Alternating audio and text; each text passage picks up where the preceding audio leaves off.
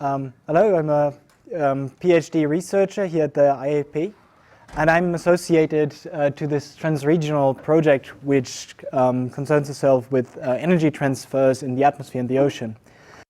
And as a modeler, I'm interested in very specific energy transfer, namely that one between the resolved grid scales and the unresolved subgrid scales in the model.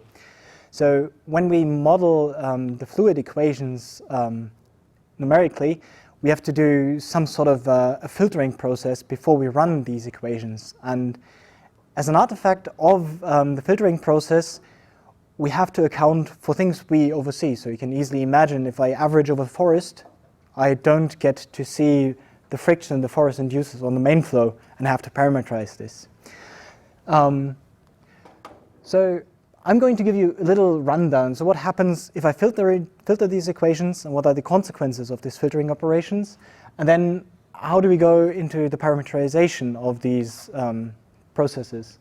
And then lastly, I'm going to show you an experiment I did and ask you a bunch of questions, because I have more questions than I have answers in this talk.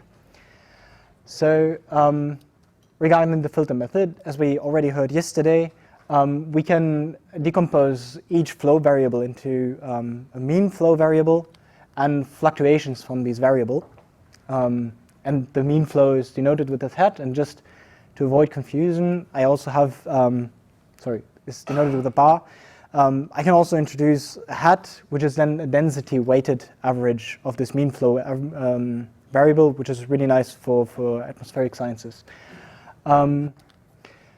So if I now apply this averaging method to my time evolution of any variable, what I get is the time evolution of the mean variable plus this factor. And this is the one which we usually have to parameterize, because as you see here, we have a function of the mean variables, and we have an average of the fine variables which we cannot resolve. So this one right here is an unknown, and usually we treat this one as one single thing. For example, if I now go into the momentum equation, you see here this is the stress tensor, the Coriolis force term, and the geopotential. Yes? Can I ask a question? If you go back to your filter equation on the left-hand side, this first one, how you come to that? To this one? Yeah. Because it's a product of two things, and you filter, and then... Yeah, I just apply the filtering over two. Oh yes, sorry. This results from the continuity equation. So if I go in, average the continuity equation, I can basically substitute this one for this term, and that's how it turns out. Sorry. Yeah, thanks for the question. So from now on, I'm going to leave out most of the terms of most of the equations. So if you think the equations are beyond recognition, that's because I'm leaving out everything that's not concerning my particular study right now. So if I average the momentum equation, what I get is this term, which I will call the turbulent momentum flux tensor.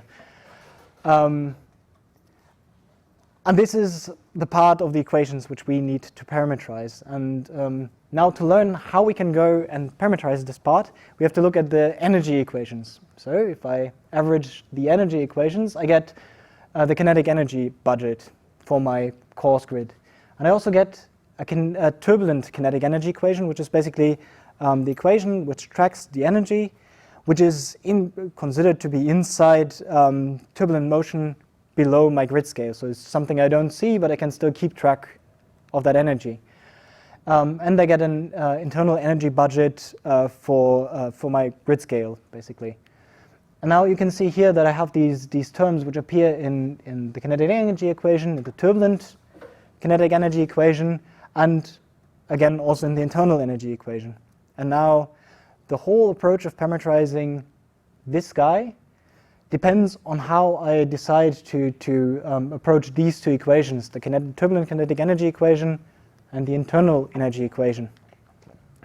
If I decide to parameterize this one, this is some sort of a flux which goes from my resolved scale down into the unresolved scale, but it may go both ways. If I decide that I want to save me some numerical computation time, and I include the turbulent kinetic energy equation into the internal energy equation, I just sum these two up. This one basically pops out, and this one turns into a factor which goes directly into the internal energy. And if I do this, I'm going from kinetic energy directly to temperature, and that's the good old story. I throw a stone, the stone hits the wall gets hotter, the wall never gets cooler, and the stone never flies back at me. So this is the second law of thermodynamics. That may not occur. So another question, where Yeah. are the stress tensor terms in the internal energy equation? Yeah, I just left them all in the dots, basically, because this is the one I want to talk about, so I just mangled all of them and just left these very the transfer terms, basically. So now I have an idea of how to approach it. I have to style my parameterization for the turbulent momentum flux tensor in such a way that this tensor product is greater or equal 0. And now we come in and say, okay, how are we going to fashion this? So this would be the wind shear, this one, and this is my tau. So I can basically design my tau in such a way that I get a quadratic product of this term. So this is the first part I put into my tau. If I have this quadratic product, this is sure to be positive if I multiply these two. Now I'm only left with my density, that's always positive, and I have a little parameter which I can just set to be always positive. I'm saved. Nice. Now I still have sort of a uniform parameter over my whole simulation.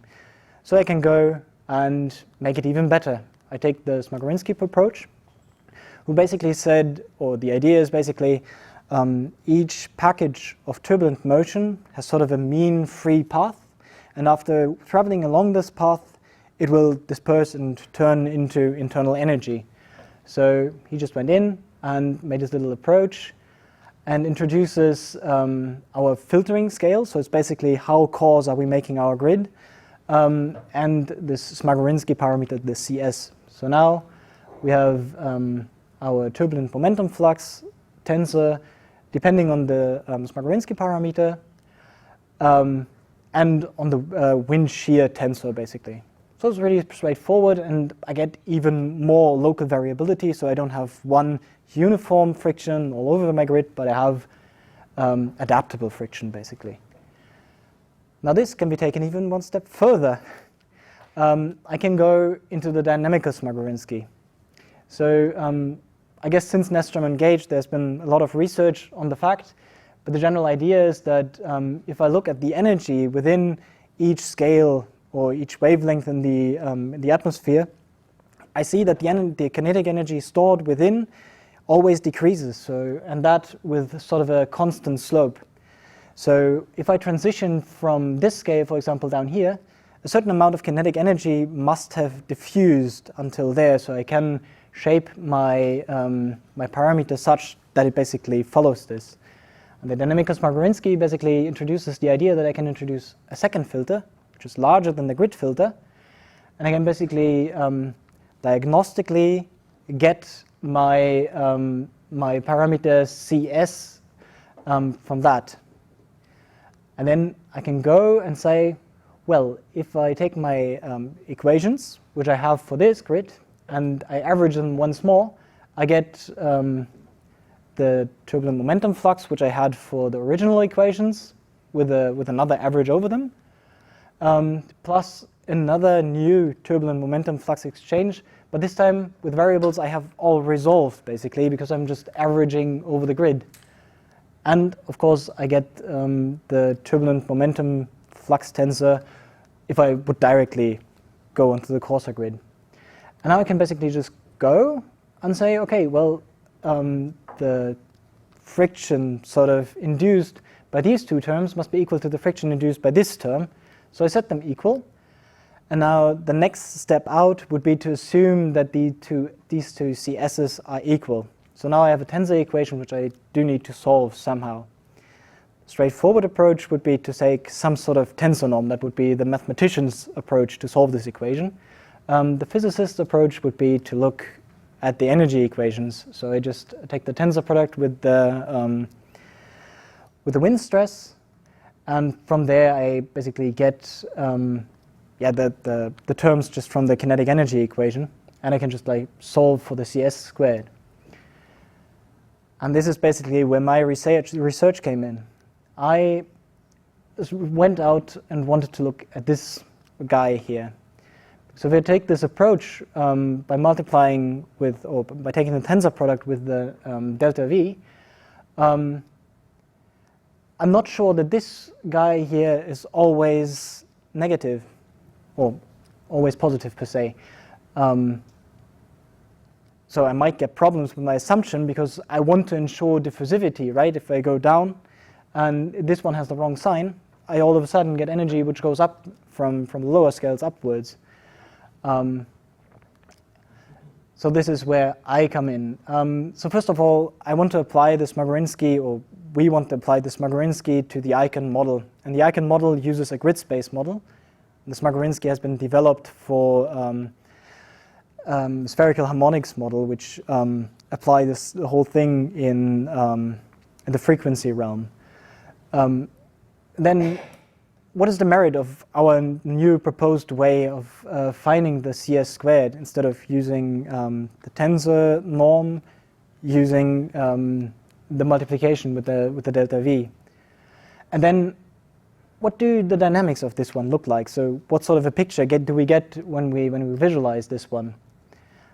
And of course, we would like to have our turbulent shear projection to be sort of in a disorganized state, because remember earlier we had the idea to use sort of a diffusion coefficient, which gives us sort of the idea of a randomly distributed set of pluses and minuses in our equations. So I went, used the Icon IAP, which we have here at the Institute, which is maintained by Almut Gassmann. It has a hexagonal grid structure, unstructured of course, it's non-hydrostatic, and it's run dry, so it's a fair approximation.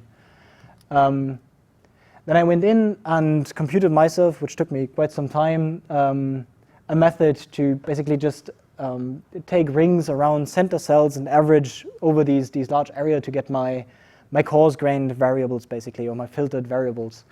And then I went in and computed this one, rather straightforward. I did this using a model run with 30 kilometers mean grid spacing, then reduced the resolution by filtering to 210 kilometers grid spacing, with about 70 verticals levels up to 35 kilometers roughly. And I basically had a little baroclinic wife cycle life experiment. And the results which I get look something like this. So let me show you a little movie. So as the baroclinic wave progresses, basically you can see in the contour lines, you can see the vorticity, and the red and blue colors which you see are now the turbulent diffusion of horizontal momentum, this guy right here, computed for this coarse-grained process. And what we see is that we have negative as well as positive values. Everything is all right with the negative values, but the positive ones are disconcerting, because that is quite the opposite of what we want it to be. And the second thing is that we have sort of large-scale structures, which also sort of contradicts our initial idea of having sort of a diffusive process which is randomly organized. Instead, what we get is large-scale structures instead of like small-scale structures which we can think of being averaged over going to zero. There's one little thing we can take respite in, which is that if I take the histogram over all these points, it has its center of weight in the positive. So we get a net positive effect, which means we obey the whole idea of a downward cascade. So we have a net dissipation of energy in this whole process, but still we get some energy which is taken down from our sub-grid scales into the grid scales, and I have energy which goes down again. And this basically already leads to the questions that I have. So is the approach we've taken for using our sub-grid scale parameterization, the dynamic Smagorinsky, is it flawed in some sense? Should we rather use the tensor norm? Should we go in and use the turbulent kinetic energy equation to allow for these exchanges that we see? Or if we use the dynamicus Magorinsky and we have these negative and positive values in it, can we even extend? Can we even verify the whole idea of being able to project our diffusion parameter from what we resolve into what we don't resolve, which is the whole basic idea of the dynamicus Magorinsky? I hope you can help me in some sense. Thanks for your attention so far. So, thank you very much for this nice overview. I think these questions should be at the heart of everybody.